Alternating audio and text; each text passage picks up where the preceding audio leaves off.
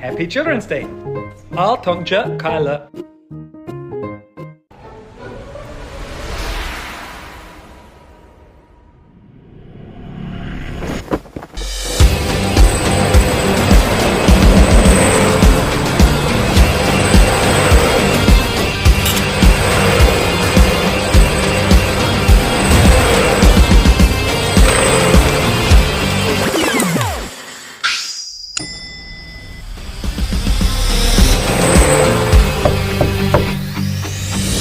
Is everything okay?